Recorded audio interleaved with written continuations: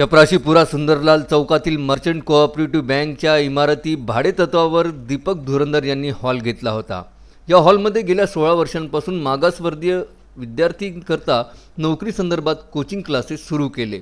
दर महिन्याला नियमित भाडे बँकेच्या तत्कालीन मुख्य कार्यकारी अधिकारी पद्माकर मोगरे यांच्यासह रामेश्वर कोठाळे यांच्याकडे जमा करीत गेले। भाडे रक्कमच्या आगाऊ रक्कम सुद्धा जमा करीत गेले। बँक व्यवस्थापक मंडळाच्या सांगण्यावरून 2 कर्मचाऱ्यांनी दीपक धुरंदर यांच्याकडून भाडे रक्कम वसूल केली आहे।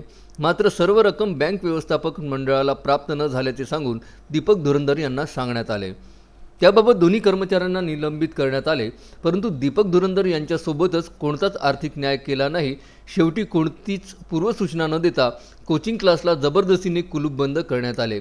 त्यात विद्यार्थ्यांच्या शिकवणीवर परिणाम होणार असून सर्व ऑनलाईन शिकवणी बंद झाली आहे, असा आरोप धुरंदर यांनी केला। त्याबाबत बँक व्यवस्थापक मंडळ पदाधिकाऱ्यांवर योग्य कारवाई करण्यात यावी, तसे निवेदन बसपाच्या वतीने पोलीस आयुक्त डॉक्टर आरती सिंह यांना देण्यात आले। याउलट दीपक धुरंदर यांना माणुसकीच्या आधारावर बँकेने हॉल दिला होता। दोन्ही कर्मचाऱ्यांनी पूर्ण भाडे रक्कम आमच्याकडे जमा केले नव्हते, याकरिता दोघांना निलंबित केले आहे। बँकेचा विस्तार वाढत असल्याने दीपक धुरंदर यांना हॉल रिकामा करावा यासाठी वारंवार सूचना दिल्या। अशा परिस्थितीत बँकेला कुलूप लावले असताना धुरंदरसह इतर लोकांनी विनापरवानगी ते कुलूप तोडून तेथील सुरक्षा रक्षकाला मारण्याची धमकी दिली, अशी तक्रार फ्रेझरपुरा पोलीस स्टेशनला देऊन पोलीस आयुक्त आरती सिंह यांना निवेदन दिले आहे। या प्रकरणात कोचिंग क्लासेसचे संचालक दीपक धुरंदर यांच्यासह बँक व्यवस्थापक मंडळ पदाधिकाऱ्यांनी परस्पर विरोधी तक्रार दिल्या आहेत। मी दीपक धुरंदर, संचालक करिअर पॉइंट अकॅडमी।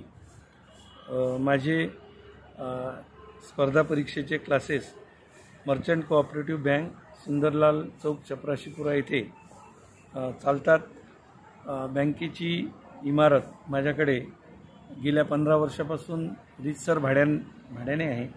या भाड्याच्या मोबदल्यात मी येथील कर्मचारी पद्माकर मोगरे तसेच रामेश्वर कोठाळे यांना भाड्याच्या रूपाने संचालक मंडळाच्या सांगण्यानुसार मोबदला दिलेला आहे। तरीसुद्धा या संचालक मंडळाने माझ्याकडून बेकायदेशीररित्या भाड्याच्या रूपाचा मोबदला वसूल केलेला आहे। या संदर्भात मी लेखी आणि तोंडी अनेकदा तक्रारीसुद्धा या कर्मचाऱ्यांच्या विरोधात दिल्या, परंतु संचालक मंडळाचा आशीर्वाद असल्याकारणाने त्यांनी त्यांच्या विरुद्ध कोणतीही कारवाई केली नाही आणि माझ्याकडून पुन्हा भाड्याच्या रूपात मोबदला वसूल केला।